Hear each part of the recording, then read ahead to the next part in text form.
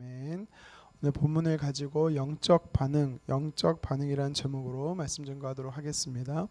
성경이 약속하신 대로 예수님께서 인간의 몸을 입고 이 땅에 오셨습니다. 우리는 이를 성육신이라고 말합니다. 인류의 구원자 메시아로 오신 분께서 몇 가지 조건이 충족되어야만 합니다. 우리의 구원자가 되시기 위해서 몇 가지 조건이 충족되어야 하는데요. 먼저는 완전하신 하나님이셔야 하고 또 완전한 인간이셔야만 합니다. 또 죄는 없으셔야 하는 것이지요.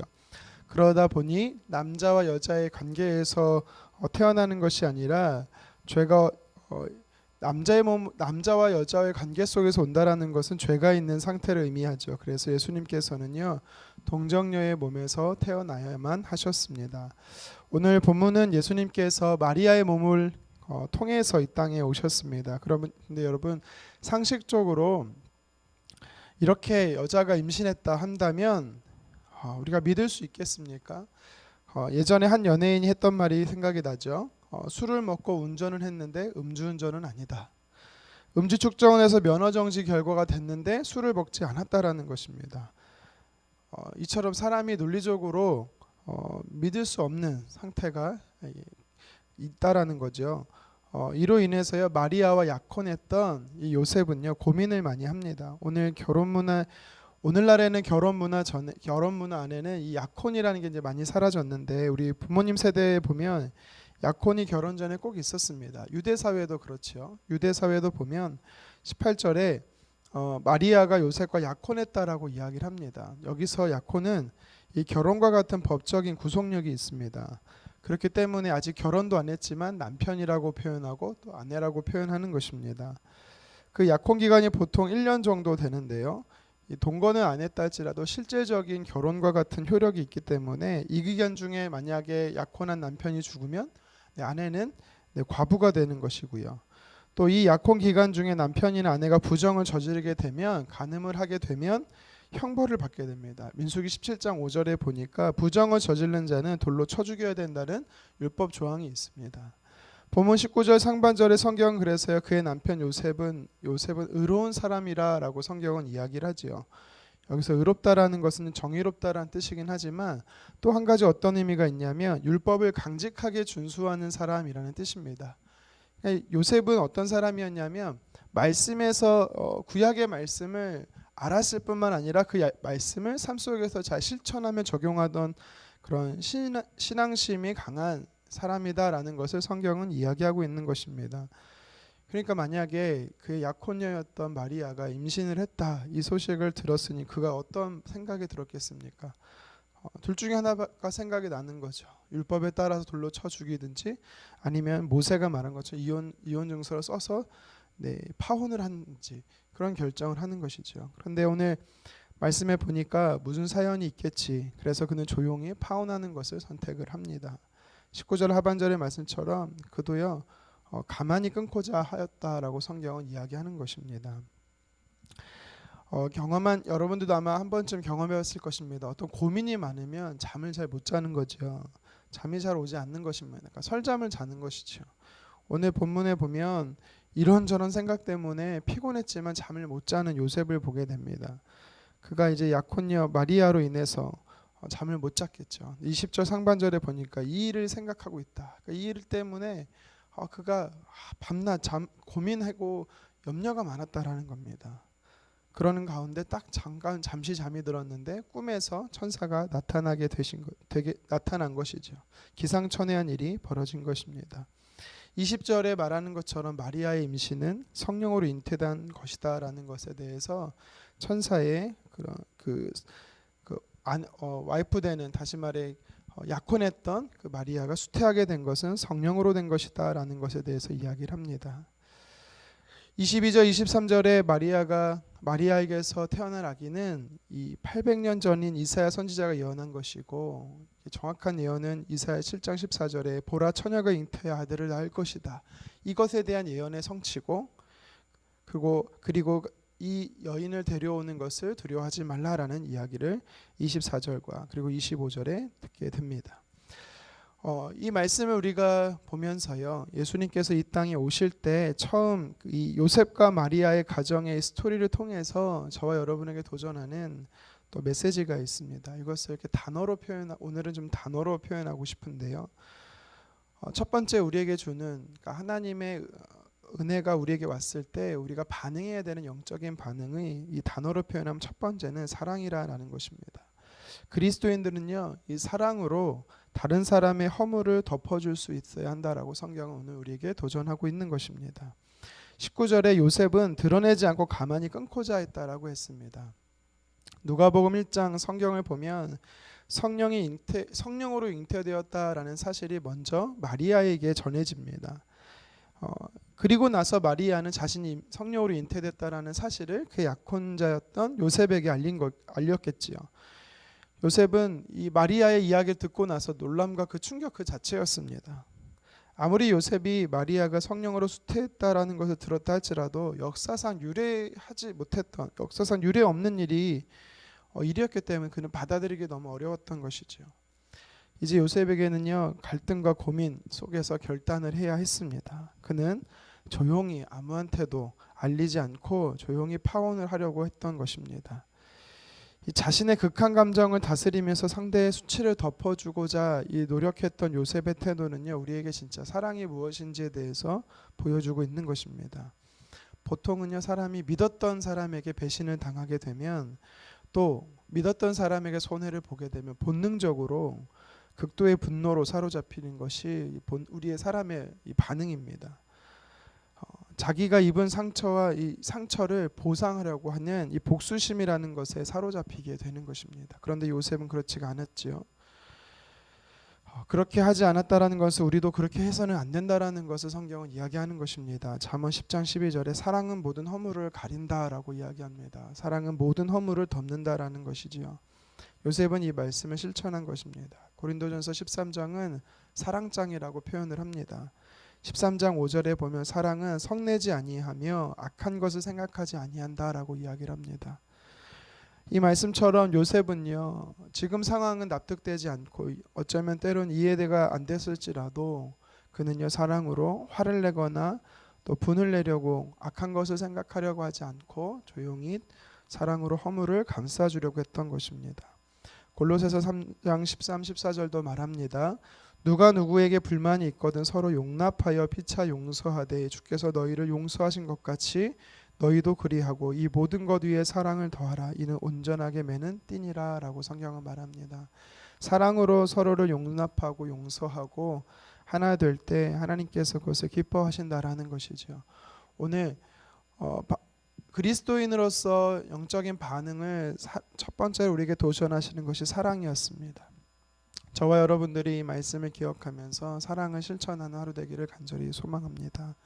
이어서 오늘 본문을 통해서 요셉과 마리아의 가정에 나타난 스토리가 우리에게 주는 교훈은요, 단어로 표현하면 순종인 것입니다. 순종.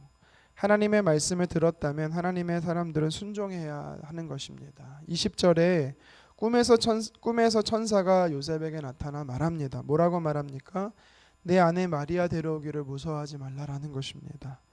자, 요셉은 마리아를 아내로 그래서 맞아들이죠. 24절 말씀 같이 한번 읽겠습니다. 요셉이 잠에서 깨어 일어나 주의 사자의 분부대로 행하여 그의 아내 데려왔으나, 그 아내를 데려왔지만 동침하지는 않았다라고 25절에도 이야기를 합니다. 사실 말씀에 보면 남편인 요셉만 순종한 것처럼 보이지만 그렇지 않습니다. 마리아 입장을 우리가 좀 생각해 봤으면 좋겠는데, 오늘 성경은 마리아의 입장은 말하진 않고 있지만 다른 성경에 보면은 이 마리아도요, 정말 청천벽력같이 마른 하늘의 날벼락처럼 성령이 임하셔서 갑작스럽게 명령을 하신 것입니다. 임신하게 될 거다. 어쩌면은요, 이 약혼녀 마리아에게 들은 요셉보다 천사에게 직접 들었던 마리아가 더 충격적일 수 있다라는 것이지요.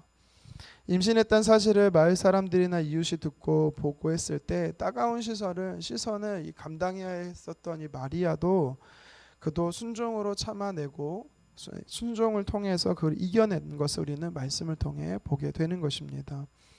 예상되는 일도 누군가가 하라고 명령하면 사실 싫어서 뒤로 미루는 것이 보통 사람이죠. 그런데 오늘 성경에 보면 전혀 예상하지 못한 때와 방법으로 우리에게 명하실 때 요셉도 그렇고 마리아도 그렇고 참 순종하기 힘들었을 텐데 그들은 순종하는 것을 말씀을 통해 보게 됩니다.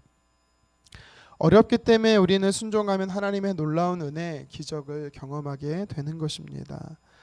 누가복음 1장 38절에 처녀로서 잉태하게 될 것이다 라는 이야기를 들었을 때 마리아는 말씀대로 내게 이루어지리이다 라고 고백하고 있습니다. 순종하겠습니다 라는 것이지요. 남편 요셉도 마찬가지입니다. 주의 사자의 분부대로 행했다라고 성경은 이야기합니다. 저와 여러분들도 요셉과 마리아처럼 하나님의 말씀의 기쁨으로 순종하기를 간절히 소망합니다.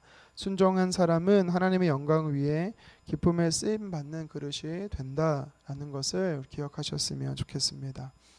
한 가지만 더 살펴봅니다. 오늘 본문의 말씀을 통해서 하나님의 사람들이 어떻게 반응해야 되는가, 영적인 반응을 해야 하는가라고 했을 때 단어로 표현하면 믿음이다라고 성경은 말합니다. 오늘 본문에서 믿음을 이야기하면서 두 가지 영역에서 우리가 하나님의 사람들이 이 반응을 해야 한다라고 생각이 듭니다. 먼저는 하나님의 말씀을 믿어야 하는 것이지요. 그리고 하나님의 약속은 하나님의 약속이 800년이 지난 뒤에도 성취된다라는 것에 대해서 하나님의 말씀은 반드시 성취된다라는 믿음이 우리가 소유해야 하는 것입니다. 또 한 가지는 그 말씀, 하나님의 말씀이 성취된다라는 믿음이 또 필요하지만 또 한 가지는 그 말씀이 나의 삶에 직접 성취된다라는 믿음도 필요한 것입니다. 율법은 즉 하나님의 말씀에 요셉은요 의로운 자였다라고 성경은 말했습니다. 구약의 말씀을 잘 아는 자였고 그 구약의 말씀을 따라 사는 자가 바로 요셉이었습니다. 이것에 대해 성경은 이야기합니다. 하지만 정작 이 엘리야 선지자가 말했던 이사야 선지자가 말했던 이사야 7장 14절의 그 말씀, 메시아가 오실 텐데 그 메시아가 동정녀에게 태어난다라는 것에 대해서요 유대인들이라면 다 알고 있었습니다.